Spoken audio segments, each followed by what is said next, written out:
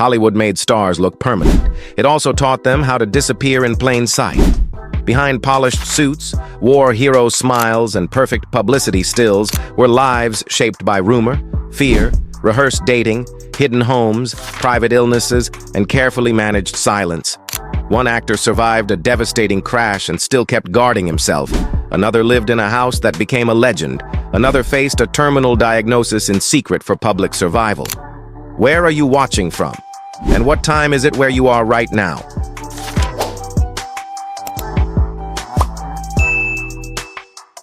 Montgomery Clift. The handsome, wounded romantic image came first. He arrived in Red River in 1948, deepened it with A Place in the Sun in 1951, and confirmed it again in From Here to Eternity in 1953. He looked modern before Hollywood knew what to do with modern men. Sensitive, intense, emotionally transparent on screen. Judgment at Nuremberg in 1961 proved that his gravity never disappeared. But the private story was harder to narrate. Later, biographers, friends, and historians described relationships with men, relationships with women, and a life that resisted a simple label. Clift himself never publicly defined his sexuality, and that silence matters. In mid-century Hollywood, labels could become ammunition. Gossip columnists could wound a career. Studios could distance themselves. Audiences were sold certainty, and uncertainty was dangerous. Then came May 1956. After leaving a dinner party in Los Angeles during the filming of Raintree County, Clift crashed his car and suffered catastrophic facial injuries. He returned to work, but the accident became one more layer of concealment. Pain behind poise, damage behind the camera-ready face. His strategy seemed to be privacy itself. He kept control by revealing almost nothing. Years later, historians revisited that guarded life and saw not evasion alone, but pressure. That is the irony with Clift. Hollywood celebrated emotional honesty when it was performed, not always when it was lived. He died in New York in 1966 at 45, and far too soon. Cary Grant. The public knew him as the ideal gentleman. He moved through the awful truth, bringing up Baby, His Girl Friday, Notorious, and North by Northwest with impossible ease. He was witty, immaculate, and reassuringly masculine in the way classic Hollywood liked best, elegant, desirable, under control. Even his voice and posture felt curated into a fantasy audiences could trust. But the story was more complicated. Long-running speculation followed his years living with Randolph Scott in shared homes nicknamed Bachelor Hall in the 1930s. Photographs of the two men lounging together entered Hollywood mythology, and later writers kept returning to them. Yet Grant never publicly confirmed being gay, and certainty is exactly what the historical record does not provide. That uncertainty matters, because the studio era rewarded performance over disclosure. A leading man could be charming, flirtatious, married more than once, and still feel compelled to keep any private ambiguity unspoken. Publicity departments sold an image that had to remain legible. Anything else risked becoming scandal, ridicule, or career damage. Grant's survival strategy was sophistication itself. He deflected. He compartmentalized. He let the legend do the speaking. Years later, historians did not find a neat confession. They found a mystery preserved by the culture that made him famous. He died in Davenport, Iowa in 1986, but the question outlived him. Hollywood's greatest heterosexual fantasy remained one of Hollywood's most enduring unanswered questions.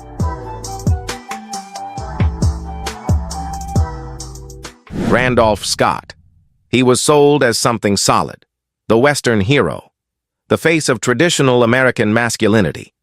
By the 1940s and 1950s, that image had hardened through performances that led to films like 7 Men from Now and Ride the High Country.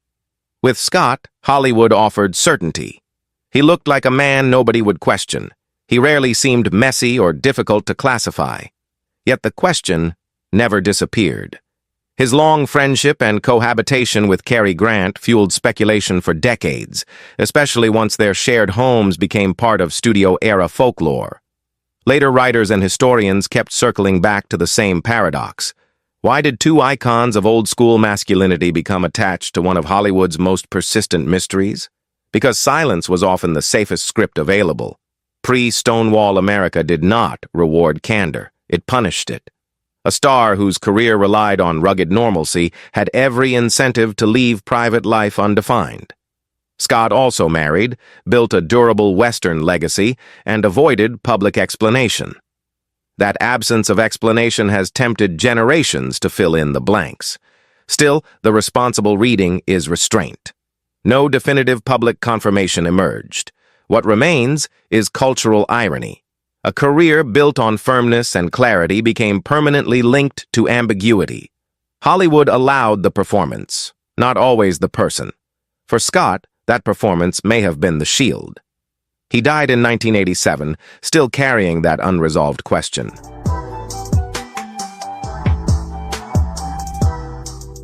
Ramon Novarro. He belonged to an even earlier Hollywood, one built on myth almost overnight. A silent-era idol at MGM and the star of Ben-Hur in 1925, he was promoted after Rudolph Valentino's death as a new romantic sensation. The screen image was glamorous, exoticized, and intensely marketable. He was meant to embody desire, not vulnerability. Years later, historians and biographers described relationships with men as part of his private life and as part of the larger survival story of queer existence in early Hollywood. Novarro never lived in an industry that welcomed honesty. He worked in a culture where image was manufactured aggressively and difference could be punished quietly, through exclusion, humiliation, or blackmail. That context changes the way his story feels. Secrecy was not merely personal preference. It could be protection. It could be routine. It could be the price of remaining employable while the studio system profited from fantasy. And then, his life ended in horror. Novarro was murdered in Los Angeles in 1968, decades after his peak fame. That tragedy has often overshadowed everything else, but sharpens the deeper sadness. Here was a man whose image had once been controlled by one of Hollywood's most powerful studios, yet whose private life remained perilously exposed in other ways. So when modern audiences look back, the point is not scandal, it is cost. His story warns how lifelong secrecy can outlast stardom.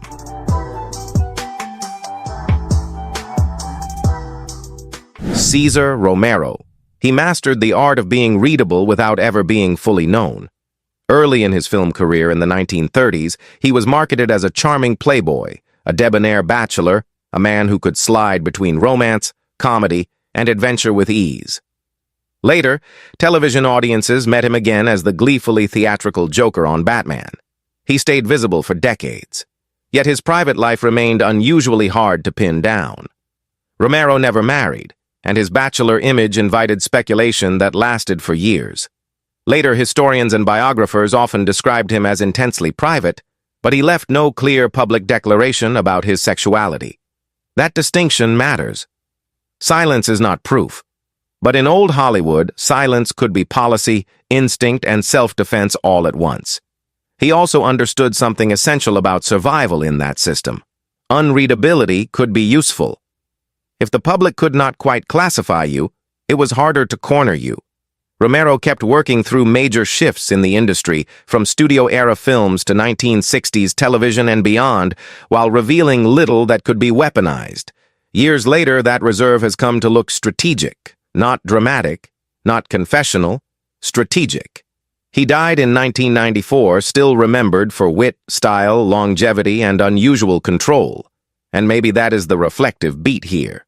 Some stars survived Hollywood not by explaining themselves, but by refusing to become easily legible at all.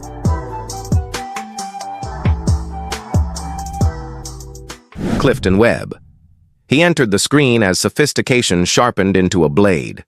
In Laura, The Razor's Edge, and Sitting Pretty, he turned elegance, wit, and hauteur into a star persona unlike the standard leading man.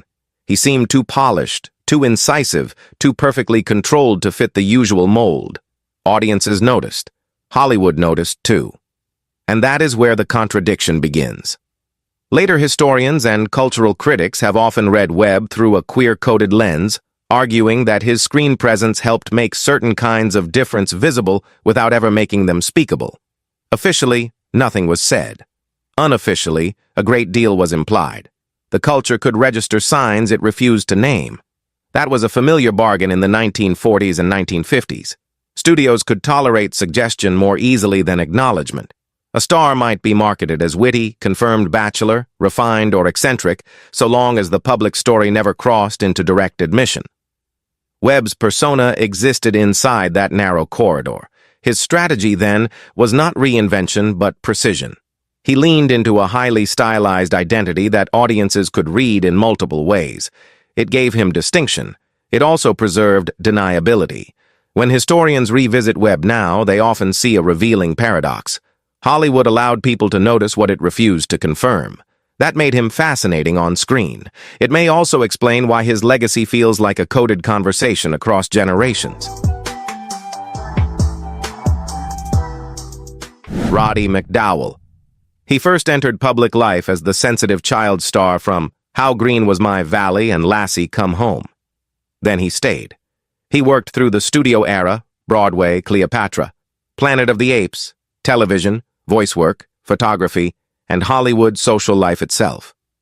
Few actors remained so continuously present for so long, while seeming so personally elusive. That elusiveness is part of why later biographies and industry recollections keep returning to him. Friends remembered loyalty. Colleagues remembered discretion. Writers describing Hollywood's private circles often placed McDowall inside networks where trust mattered because exposure still carried consequences. He never married, and he rarely offered the public anything that could collapse the line between companionship, friendship, and identity. In practical terms, that was a survival skill. He belonged to an industry built on intimacy and secrecy at the same time. To endure for decades, especially before and just after the studio era, many performers learned to separate the visible self from the protected self. McDowall appeared to understand that divide better than most. He died of pancreatic cancer in 1998, after a career that stretched from childhood into late adulthood. Years later, the emotional force of his story lies in that endurance. He was everywhere in Hollywood, and yet his inner life remained carefully guarded. Hollywood allowed the performance, not always the person. McDowall understood that rule earlier than almost anyone.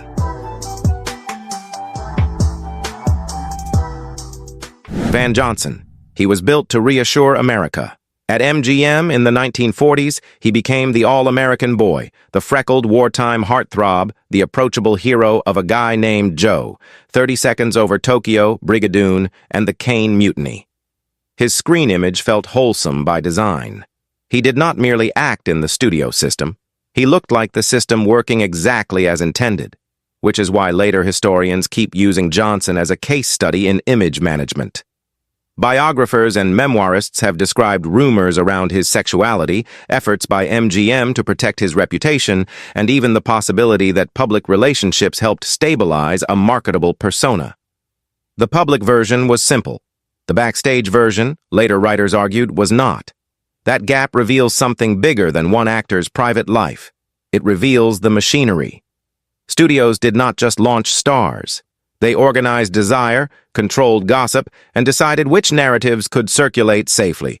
For a male idol whose popularity depended on being the ideal wartime boyfriend, ambiguity had to be managed before it became visible.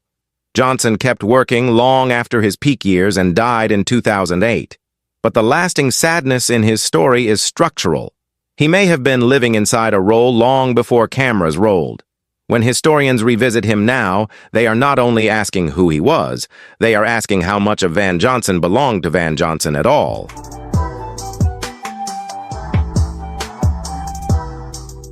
Anthony Perkins. He carried old Hollywood's habits into a later era that supposedly should have been freer. Publicly, he became unforgettable through Friendly Persuasion, and then through Psycho in 1960. Where Norman Bates turned him into a permanent cultural reference point. He married Barry Berenson in 1973 and built a family life that seemed, from the outside, to settle the narrative. But later memoirs, biographies, and accounts from people around him described relationships with men before that marriage and a long struggle with fear, shame, and compartmentalization. Some writers describe Perkins as bisexual, others emphasize gay relationships before marriage, and the fairest historical approach is caution. The record suggests complexity, not a slogan. What is clear is the emotional cost of concealment. Even after the old studio order weakened, the reflex to divide private truth from public identity remained powerful. Perkins reportedly kept his AIDS diagnosis private for roughly 2 years and, according to reporting after his death, feared that openness would end his ability to work. He died in Los Angeles in 1992 from AIDS-related pneumonia. That final chapter is devastating because it shows how long Hollywood's old lessons lasted.